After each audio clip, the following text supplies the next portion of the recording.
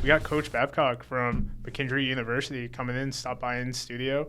Pretty awesome. Big shout out to Mr. Maxwell over there, making it happen. But Coach, thank you for coming to St. Louis, crossing the pond to come hang out for a little bit. Hey, anytime. Love coming over and talking shop. Yeah. Now, so obviously you're at McKendree now, but you started off a California guy. We're kind of different parallels. Coming from New York to you in California.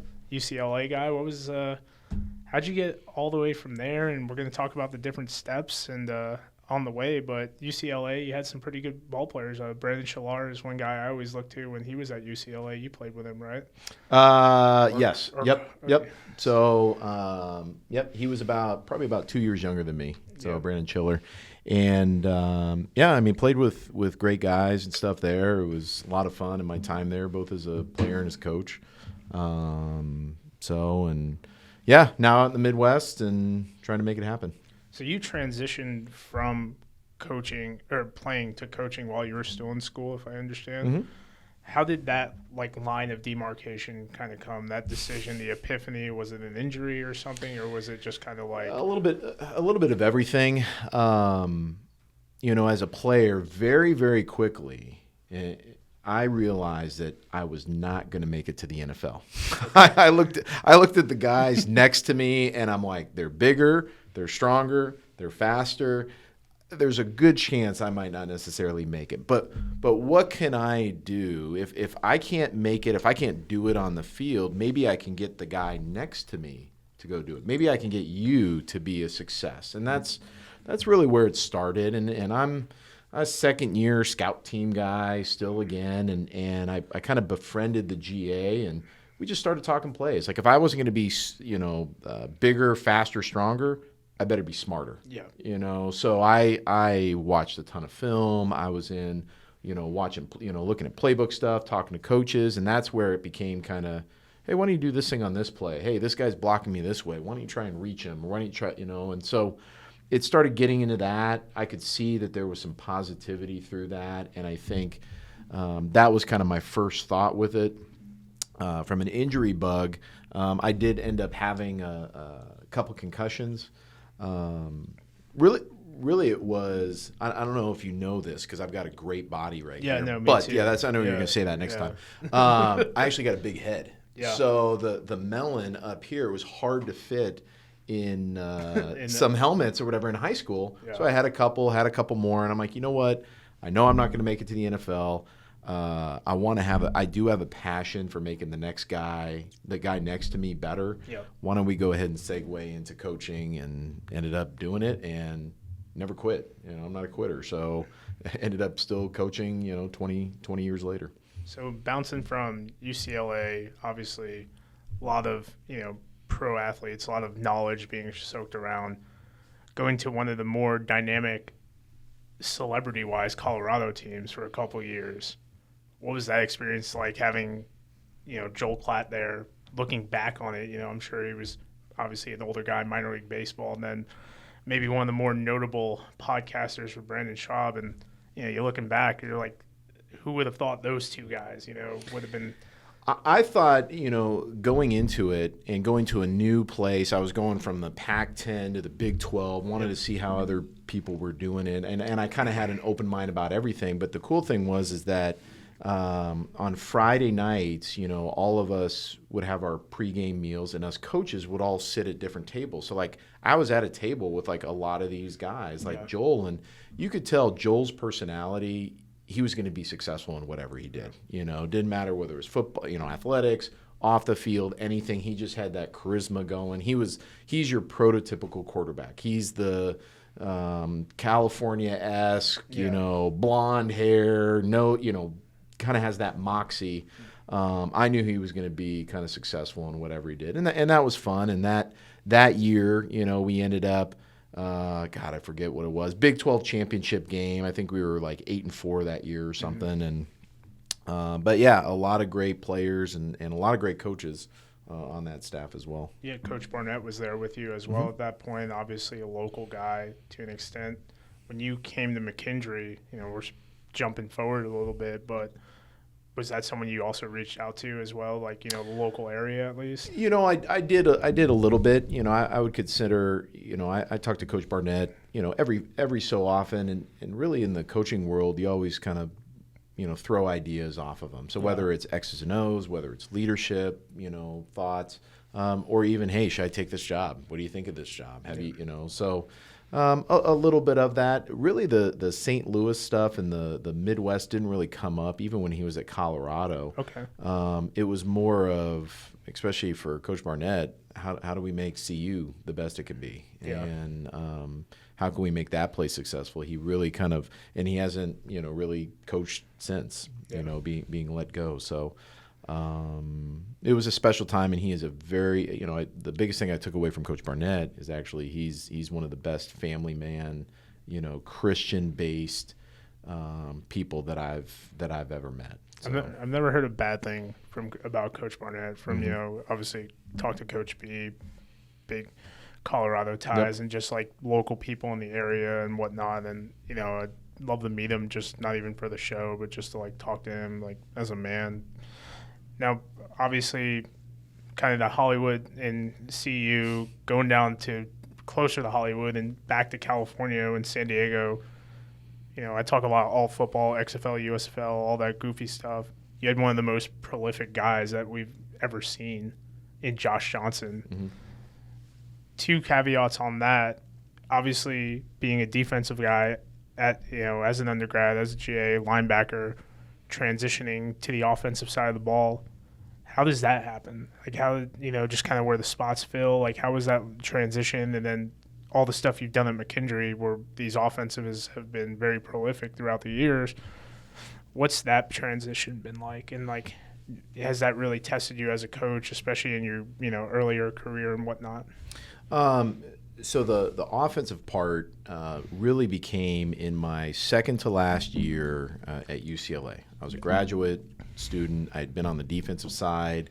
A new coaching staff came in my second year as a GA and was on the defensive side, learned a new defense. And then in the spring, we had 2 guys on offense, and both of them are gone. And this is back when Division I didn't have all of the interns and all of the quality controls and all of the things that they do now. Like back then it was literally a GA on both sides of the ball, and that was it. I think I was the first guy to become the second one on one, so we had 3, that was it. Well, 2 of them were gone on offense, and I asked the head coach, I said, hey, do you mind if I switch over to the offense? I'd love to kind of understand a different side of the ball. And he's like, sure. And so sure enough, I went to the offensive side and honestly never looked back because I wanted to be able to coach a position. So I'd been linebacker, like you said.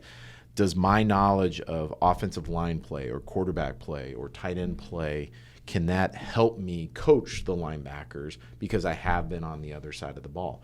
And since I've been on the offensive side now, it's the same thing. How are DBs, what's the difference between cover 2 and Tampa 2? Is the strong safety coming inside, coming outside? Where are they out leveraged? Is what they're doing right? So all of my knowledge on the other side of the ball has truly helped me, especially as a head coach, helped me kind of get to where I'm at. And it was a fun transition. And like I said, I just never looked back. Do you feel like, especially when you're talking to, the running backs or even your quarterback as well, is like, hey, man, I was that guy reading your eyes. This is what 90% of these kids are doing. This is how you would beat me, or this is how you've beat, like, my guys got beat from these other programs. It kind of resonates with these kids a little bit more, or is it some like resistance because you're like, you played linebacker, coach? Like, no, I think if you asked my team, I think over half of them would have no idea what position I played. They'd probably think I was a quarterback, and I think it just becomes, okay, does my knowledge of the game and how I teach you, because how I teach you is going to be different than how I teach the person next to you, even though you're the same position. So how can I get through to you? Some people do resonate with, hey, this is what I played, this is how I did it, and they resonate that way. Some people are, hey, we got to watch film. Some people, you just tell them and they do it. Some people have to write it in their notes, So how do I get that guy to understand what I want out of him? A little bit comes into that play, but a lot of it is, like I said, hey, this is what we taught the defensive backs. Mm-hmm. So wide receiver, this is the route that I want you to run, or the get off that I want you to use based on what you see in front of you. So, is that something when you were talking with, a guy like Josh at San Diego, like really picking up like the knowledge, especially because Coach Harbaugh was there for a couple of years prior, in that transition of having that veteran quarterback? A lot of it comes down to like veteran leadership as well with the new staff and whatnot. So when I got to San Diego, it was a first-year head coach, Ron Carriger, great guy, but he comes in after Jim Harbaugh gets done with 2 perfect seasons, national champions, and there's a lot of seniors left on that team. And a guy like Josh Johnson at quarterback. So I'm coming in. This is my first time being like a first, kind of your first gig. I've been a graduate assistant. You're assistant of the assistants. Now I'm a tight ends coach. Now I'm going to coach and do this. And one of the best things that I loved about that year especially was, one, the playbook is huge. I mean, the playbook is this thick, and the verbiage it's old West Coast offense. So the verbiage is so big, and yet these kids picked it up right away. And the best thing that I loved about Josh Johnson, and he was a senior, everyone will say his athleticism, because he just ran around guys, made guys miss. It was crazy. But his mind, he was the best guy that could read a defense and understand. We would be in practice, he would do a play, and then come back to the huddle and be like, oh, they just put in 2-man. Not knowing what their defense was doing, but he understood where guys should be and what it is. He's the only quarterback I've ever seen to be able to call a 2-minute drill, including the protections. He could do it all. It was amazing. He's one of the best I've ever been around. Well, I think that to like maybe the casual fan of football in general, they might not really appreciate that. But when you look at his career and like you look at the 14 teams he's been with, maybe it's his statistical like if you look at his college stats, they're outrageous. But if you look at like what he's done in the NFL, or just being around the game, and there's been air quote better quarterbacks than him that have, I don't want to use the word washout, but are no longer in the NFL. But the fact that he's been able to just team the team, I mean, I think that resonates, and I'm sure you kind of seeing behind the curtain and whatnot, you're not surprised by the fact he's been in the NFL since 2008, especially how like these practice squads work. People get hurt. Like, you need a guy. Josh is your guy type thing. I mean, I think his best quality is he's extremely smart. Yep. I think his next is probably his athleticism. He's a tall guy that can run around, but he's also got a great personality. He's very friendly. He's very,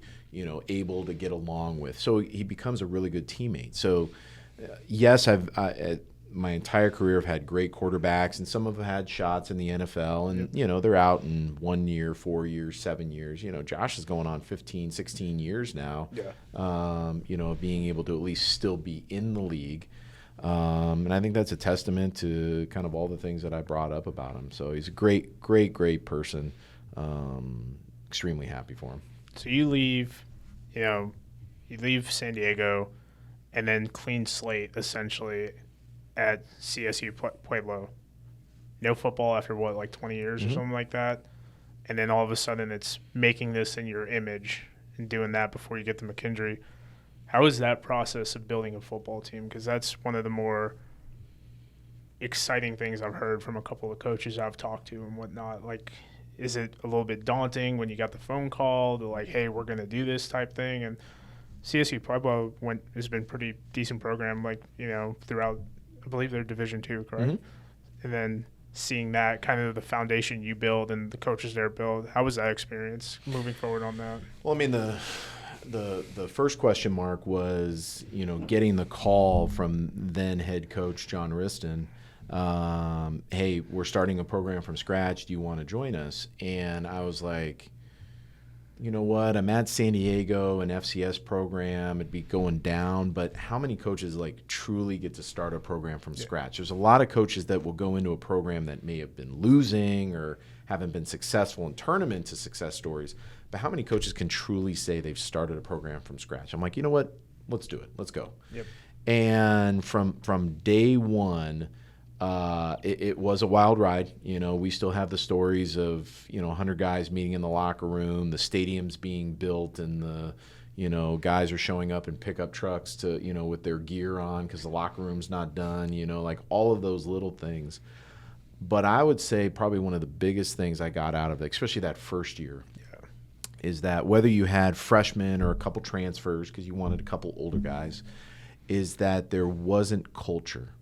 Like, again, some places have bad culture and you turned it into good culture, but this had zero culture because they haven't had a team. And so we found very, very quickly that us as coaches had to be the culture. We had to be the ones that are driving it, teaching it, getting to them to understand that, championships are made in the off season. So the early morning, 6 a.m., 5:30 a.m. in the middle of January out on the field, rough 'em, tough 'em type of practices, that's where, the blue collar, hard nose, can be successful. And I think that's what you saw, especially early on, those freshmen, all of a sudden they get in their third year, fourth year. That's when we were 11-0, ranked number 1 in the country. That's what was fun about it, is like truly. And us coaches didn't really change what we did. We just kind of kept going, and that's what's been kind of fun. You kind of look up and you're like, oh crap, we went from 4-6 to 11-0. Like that's fun. I could get used to that. Yeah, that's a pretty light way to put it. Do you feel like at that time it was, and we can talk about moving forward as a head coach, but do you feel at that time it was kind of the most like the largest test of like intestinal fortitude? It was like, how much do I love coaching? Because when you're building this program, there are no shoulder pads, so there's a lot of like work. Probably, I'm assuming, working with the athletic directors and the equipment managers. Like, it's not always just the X's and O's. There's probably a little bit more logistics you had to do than you thought, I'm assuming. I think it's when coaches are wired to, I guess, fix whatever's in front of them. If I know that I have this, I'm going to fix it. Okay. It's really at the end, like now, when you can look back at it and you can kind of laugh at some of the things that we had to deal with or do. For instance, we had one kid our first year that had a BB gun in his car, okay, and the campus police found it. Well, you know what? We're going to make a statement. We're going to, on a Monday during the season, we said no practices, no film. We went literally on the field for 2 straight hours and did rolling, did push-ups, did stadiums, did burpees, did anything and everything to kick the crap out of our players to make a statement that this is. And at the time, it's like, this is what we're going to do. But then going back at it, looking at it in hindsight, you're like, that was probably one of the best things that we did. We decided to forego the X's and O's part and really get into the culture of what this team should do, and that's doing the right things, doing everything right. And so that's what's fun about it, and to know that led to successful seasons. I think that's what makes it so great, because it's hard. I don't think they won a national championship in 2014, but I don't know if they've had that 11-0, type of years, since then. So it's, like I said, it's fun to think about, in the past. Those years at CSU, was that kind of also solidifying, like, I could run my own program as well? Like, was that, you're starting to deal with all, like, the logistics and the culture building, because, like, if there is no culture to lean on, like, you have to create it. Does that kind of resonate, like, I could build something, like I know I can do this? Or is it, you talk to everyone, when do you know you're ready to be a head coach? You'd never know you're ready to be a head coach. I think as a coach, especially in the college profession, you're always, not always, you're what's the next step? What's the next opportunity? And not necessarily I'm always climbing the ladder, but it's like, okay, is it an assistant somewhere? Is it a head coaching job somewhere?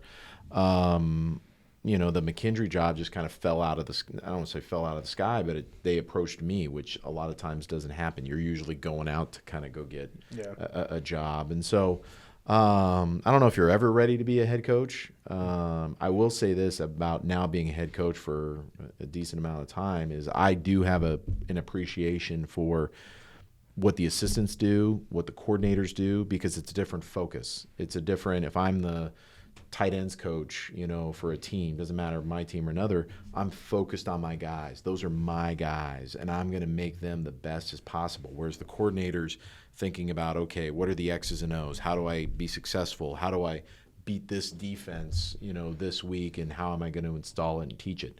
As a head coach, now you're thinking about philosophy, you're thinking about leadership, culture, but no offense, you're also thinking about the logistics.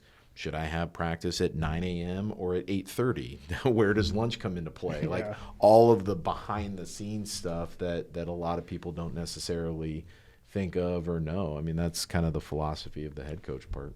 Did you feel like when you first came to McKendree, you hear horror? I don't know if horror stories are the right word, but some head coaches, maybe not micromanage, but are too involved in their side of the ball or what they have preference with or whatnot. Was that something your philosophy kind of like teetering back and whatnot? I know some head coaches are offensive coordinators / defensive coordinators and whatnot, but is that as time went on, kind of knowing that role and whatnot? I think it's changed a little bit since I've gotten there and have kind of tried to find myself. I don't want to be too yoga-ish with it, but that's really what you're doing is, I'm coming in as an offensive coordinator. I called plays the first year, but I also started to realize, like, okay, is that my MO? Is that what I need to do at McKendree to be successful? And everyone's a little bit different. I mean, look at the NFL. I mean, how many head coaches are calling plays? I said at least 40%. Yeah, and so it's like, okay, and is that wrong? Or is what I do right? So you go in. I started calling plays early on, but I said, you know what? We're at a small private school, Division II school. I don't know if that's necessarily what I want to do. I want to be able to push my staff up. I need them to. I don't pay $1 million. My coordinator doesn't make $1 million. Yeah. And so how can I get that coordinator to be successful and let him grow in the profession too? Because if I have a bunch of assistants who don't think they can go anywhere, they're going to leave. So how can I get them into better roles, better stuff? And so it's giving them more. So ended up hiring an offensive coordinator to kind of take that load off of it. I also believe that if I'm at Mizzou or Illinois or anything like that, I've got 10 quality assistant coaches, or at least I hope I do, assistant position coaches, where at ours, I might have 3 or 4 full-time guys, but I've got a lot of GAs as well. Yeah.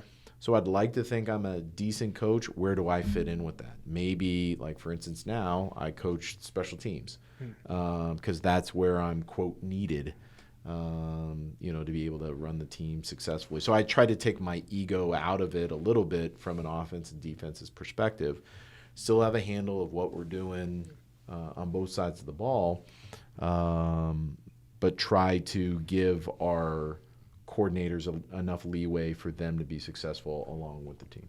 College football has changed tremendously from when you've played to coaching right now. Like Division II is, in my opinion, at a completely different level, not just with players, but, with the transfer portal, the beginning of like the XFL, the USFL, Canada obviously is always, looking down here and whatnot, especially with their quarterback shortage up top. Has that kind of impacted your recruiting a little bit since maybe, I think COVID impacted everyone's recruiting, but since 2021, like, hey, man, you don't need to go to, the University of Illinois. Like, you can come here and still have the opportunity, especially, with what I believe is A.J. Wentland's doing over in Europe, to Michael Cole, obviously, and just the guys in the GLVC doing a lot of stuff in these alternative leagues and whatnot. Has that conversation kind of come up yet?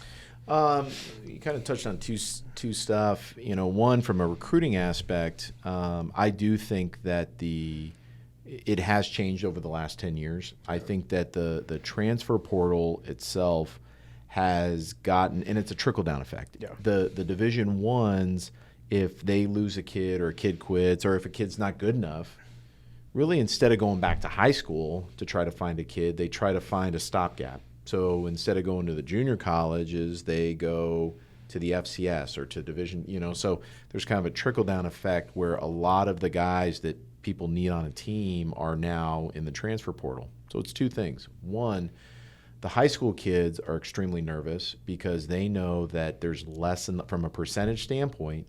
Since the transfer rule happened, there's a lot less high school kids going to Division I's. So they're actually coming to us quicker. Yeah. They're signing with Division II schools a lot quicker than they have in the past. Usually it was always after their senior year. Now you're getting kids in the spring, committing to Division II schools before their senior year to do it. So there's that aspect of it. But then there's also in the back of kids' minds the ability to there's a chance I could go Division I and make millions, or I can go in the NFL or the XFL or whatever. And they have these kind of grand ideas, which I don't want to take away, but every kid at my institution thinks they're an NFL player, like almost every single one. Okay.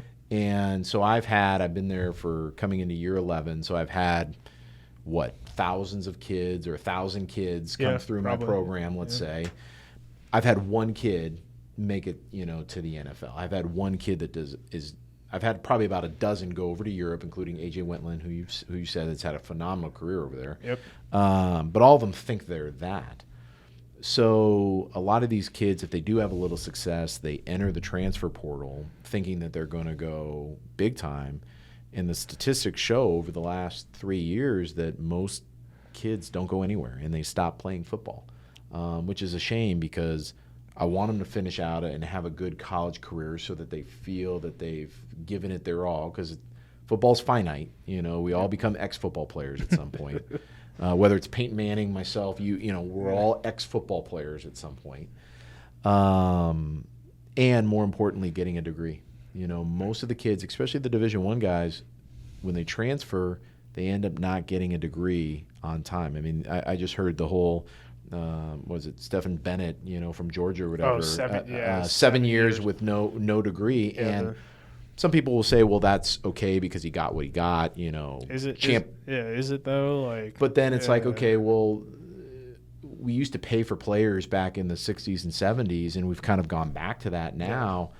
What is the purpose of the NCAA? There's a lot of academic people or old school people like myself that are like, you want a degree. Like, I coach Division II football. Most of my guys are not playing in the NFL. What are they doing? I want them to get a degree so they can be successful. I want them to be great husbands. I want them to be great fathers. That's what I want out of them, and they can do that by getting a degree. Football helps pay for that degree, so they're getting something out of it. And they can go and be successful in the world in whatever job that they want to do. That's what I want out of them. No, Stetson Bennett, he's a perfect example of this. Like, maybe, I don't want to say out of control of, because I was talking to a gentleman earlier today. I was like, college football is pro sports. Mm-hmm. Especially, and I think it's going to trickle down to every division at that point. And I think, like we talked about a little bit, it seems like the Division IIs or the NAIAs are becoming the junior colleges at this point. And, I don't know if that's a good thing. I don't know if that's a bad thing. I love hearing everyone's opinions on it, but I'm also, in a way, just curious about the future of college sports in general. I think from a good perspective, people would argue that my man Bennett at Georgia should have gotten his degree or this and that. But I would also argue that he's making a lot of money.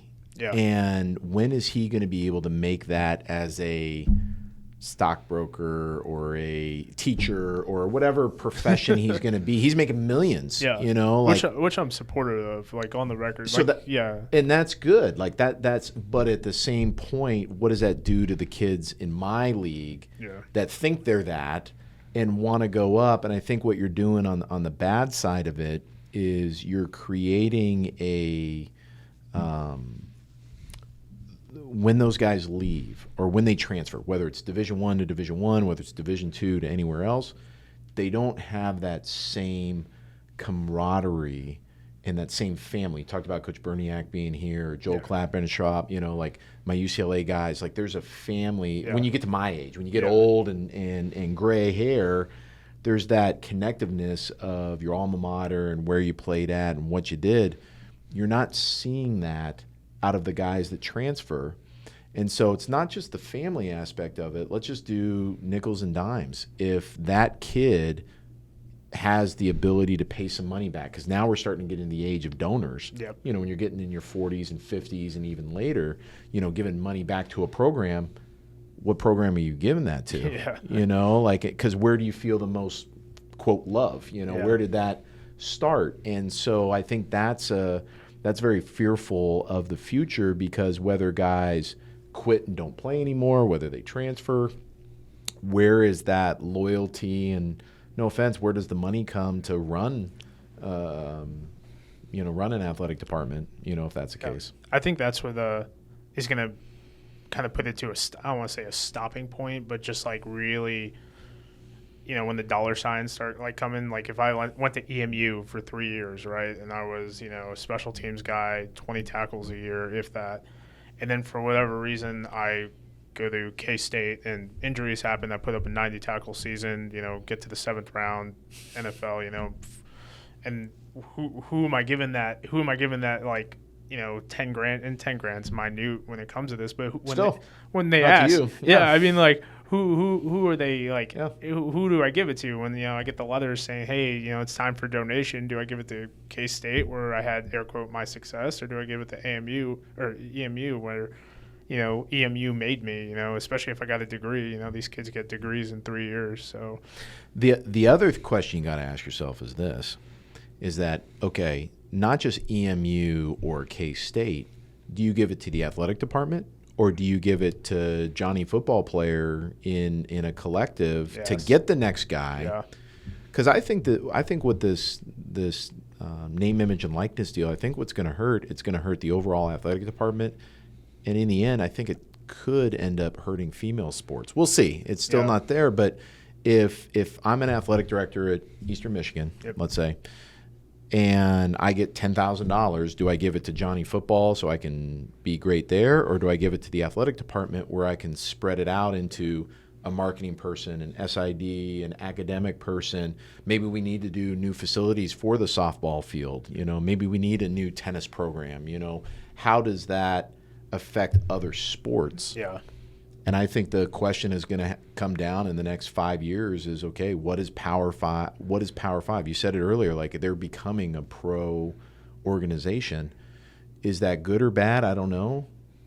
Does that continue in the same framework of where we're at NCAA-wise? And I don't know if it is or not. There's a lot of legislations that are coming out, state legislations. I know a lot of people are trying to push for a national legislation for some of this stuff. But the cat's out of the bag, with paying players and the transfer stuff. It's becoming interesting. How does this end up recruiting for you?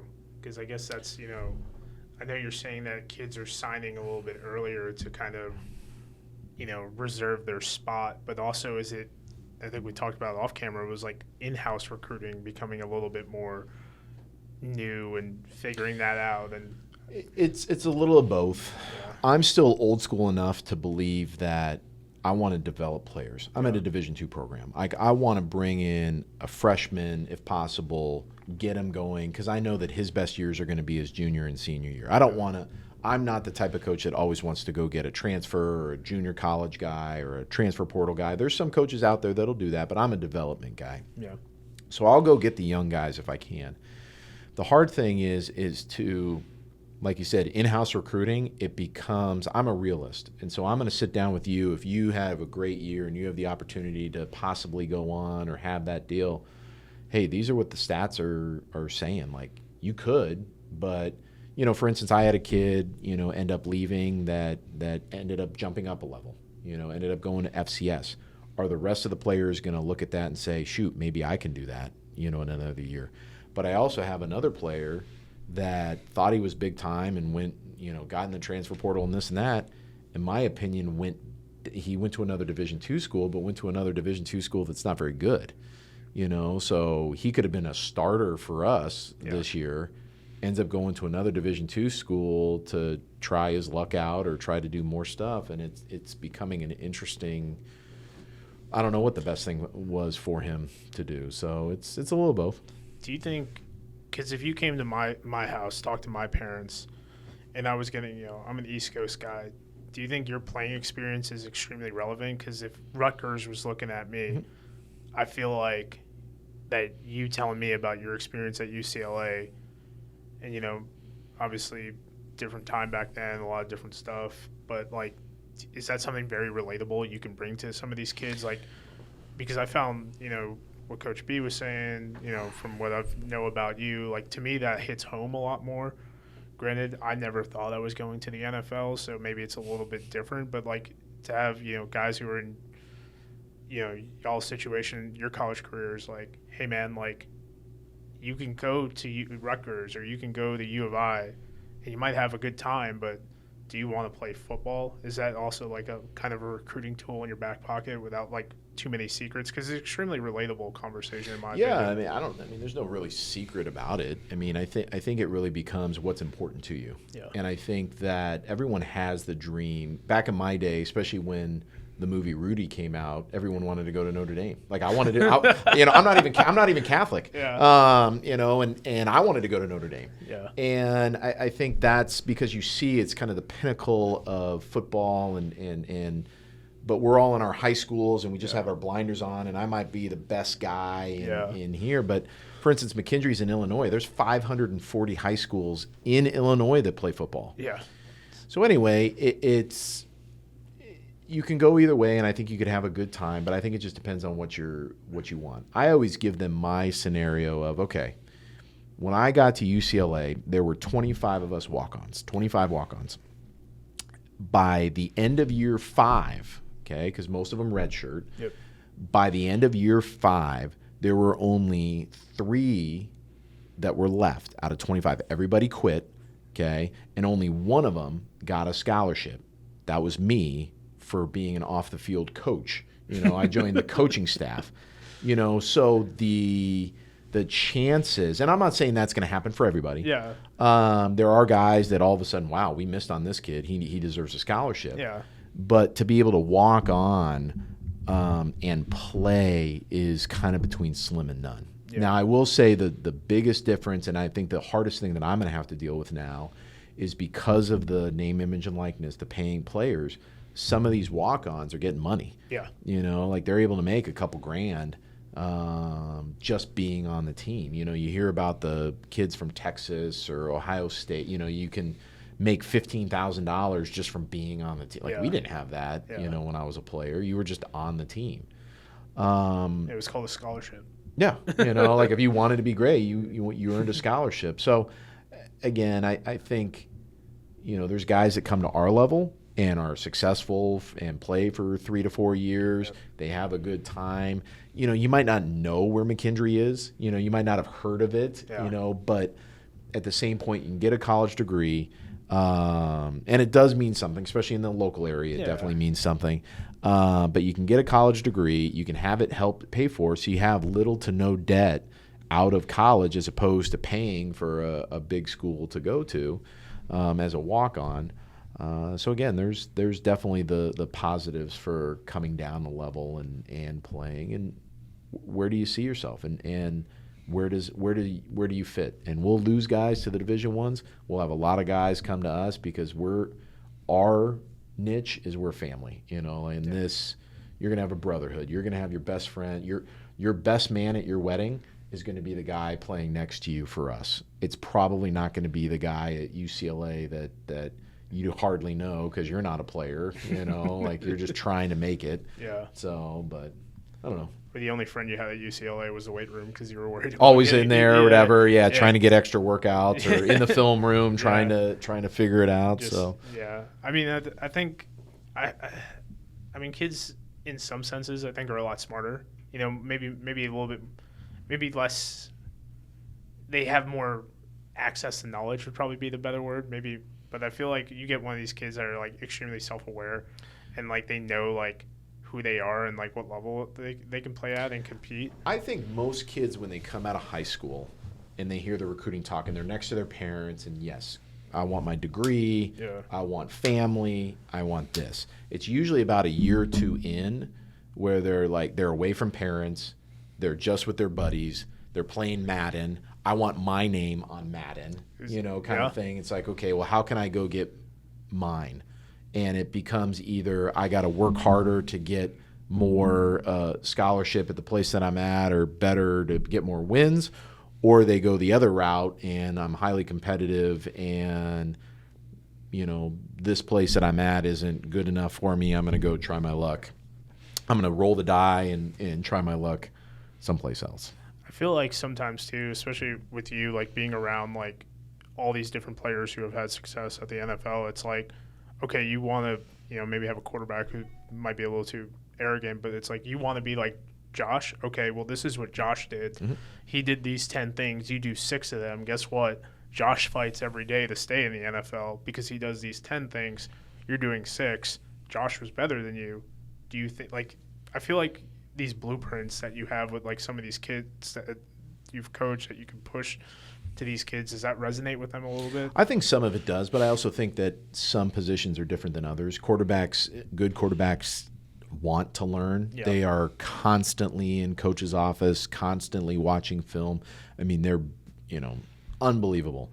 Whereas, for instance, D-line or DBs or even wide receivers, it's harder. Not that they don't come in, but it's harder to get those guys because they feel all of it is on the field. Yeah.